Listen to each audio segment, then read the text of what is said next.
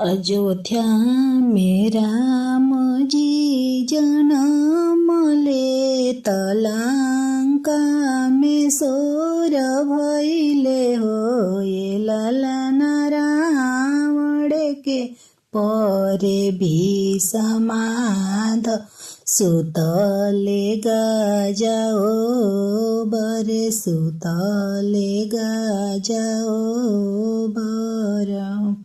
पैसी जगाव सुनु करे रानिया, त उठी पति रावण हो। ये प्रभु जी कवनी संकट रौरा परले, सोई न गाजाओ बरे, सोई गाजाओ बर।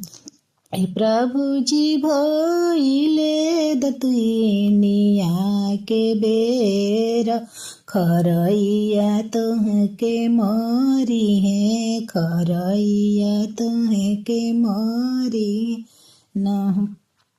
हे प्रभु जी उठ के करी न दतुनिया, खरैया बेरिया भइल, खरैया बेरिया भइलेनु।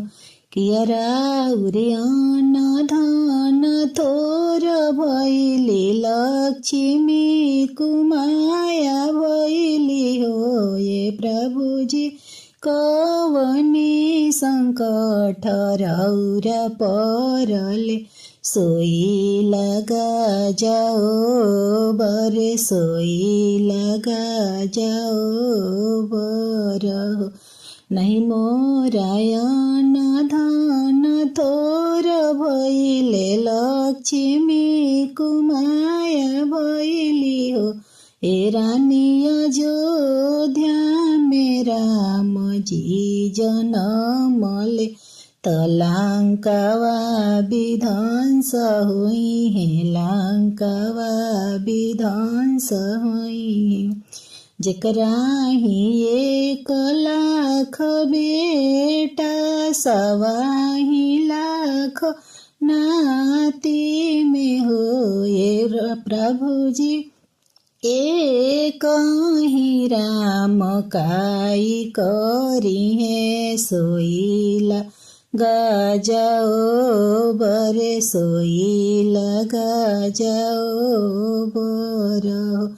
कुछ नाही करी है 1,00,000 बेटा, 1,25,00,000 नाती में हो। ये रनिया एक ही राम जी जनम ले, तलंकावा विध्वंस हुई है, लंकावा विध्वंस हुई है हो।